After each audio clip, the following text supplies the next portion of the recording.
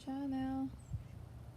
Ngayon guys, mamitas tayo ng peaches. Pwede na po silang pitasin, hindi pa siya natapos wala pang second week sa June. First week pa, pero ano na siya, pwede na siyang mapitas kasi this year kasi yung climate dito hindi kagaya last year. This year kasi yung lamig parang matagal, tapos may tornado din, so hindi siya masyadong malaki yung iba, sobrang liit pa yung iba, tapos parang nangalaglag pa. Basta hindi siya masyadong maganda this year yung bunga ng mga mga fruits namin. Pero anyway, makakain naman tayo nito kahit kunti lang. Makagawa tayo ng jam, okay na. At hindi naman to maubos sa amin kasi naman to apat lang kami dito, so okay lang siya. Tapos may mga kapitbahay kami, hindi naman sila bigyan namin ng peaches, pero hindi naman madami kasi dalawa lang sila, tatlo, so hindi sila kumakain din ng madami. So bigyan lang namin sila ng 5 o 6, parang ganyan lang, so okay na sa kanila. So mamitas na tayo guys para hindi siya masira kasi kinakain din ng mga kinakain ng bird, kaya nga nilagyan namin ng net. Nakita nyo ba yung parang may itim tapos may nylon, yun nilagay namin para yung mga ibon hindi pumupunta dyan, matakot, kasi may net kaming nilagay. Pero may iba pa rin na doon sa pinakamataas hindi siya malagyan, hindi namin maabot malagyan ng net. So yun ang kinukuha ng mga ibon, kinakain nila. Tapos yung iba nangalaglag sa lakas ng hangin, hindi kinaya. Tapos yung iba naman, kasi yung climate dito iba-iba, pabalik-balik yung lamig, tapos uminit, tapos lamig, siya, sobrang liit pa, parang hindi siya lumaki. Siya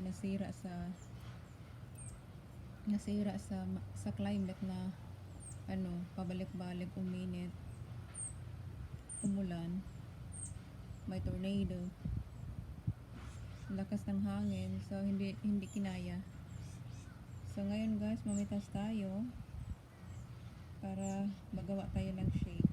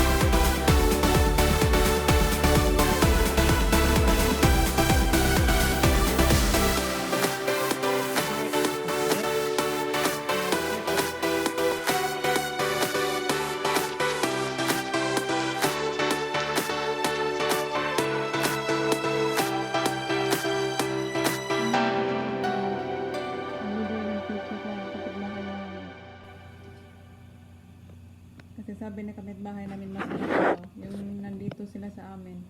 Nag-ano siya. Kumuha siya ng dalawa para sa asawa din niya. So, nag-text naman yung kapitbahay namin na sobrang sarap. So, ngayon, binigay ng asawa ko doon. Pinuntahan niya doon kasi hindi bumalik dito.